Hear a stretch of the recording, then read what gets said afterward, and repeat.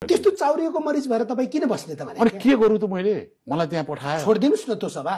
फाट छोड। अहिले मैले किन छोड्दैन भने जहिलेसम्म म बस्छु त्यस बेलासम्म कमसेकम मेरो खर्च पर्छ त त्यसले दिएछ। ए तपाईलाई जनताको करबाट तपाईँको घर चल्छ? घर छैन, वामदेवको खर्च, जनताको खर्च, तपाईँ जनताले दिएको कर, जसले दिएको कर भए पनि मान्छे बाँच्न पर्छ पर्दैन? तपाईँलाई बाँच्नलाई जागिर दिनलाई हामीले किन बोकेर बस्ने त? तपाईँलाई निकालिदिने ताकत छ भने निकालिदिने। छोडिदिनुहोस् न। मैले जे योगदान गरेको छु नेता निकाल्ने ताकत हामी जनतासँग भएको भए राजेन्द्रजी तपाईँले जे भन्नुहुन्छ नि त्यो मलाई यो राष्ट्रले अहिलेकै अवस्थामा पनि तिर्न अर्को 100 वर्ष चाहिँ लाग्छ मलाई तिर्न। के को? मैले गरेको योगदान, यो राष्ट्रको निम्ति गरेको योगदान। के योगदान गरेँ नि मैले? के गर्नु भएको छ भन्नुहोस् न।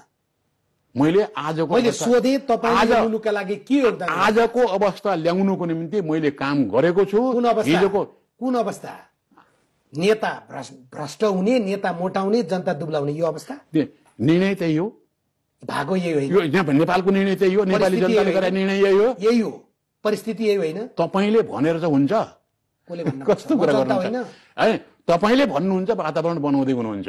वातावरण बनाएको छैन। वातावरण बनाउनुको निम्ति लागिराख्नु भएको छ। छैन त्यो बन्ने भन्दा अरू के छ त? किन भन्नुहुन्छ त मलाई? नेता भ्रष्ट छन् भन्नुस् न। नेता भ्रष्ट छन् त, यति धेरै संरचनाहरू छन् भ्रष्टाचारीहरूलाई पकड्ने, कारबाही गर्ने, तिनले किन कारबाही गर्दैनन्? त्यो संरचना कसले बनाएको?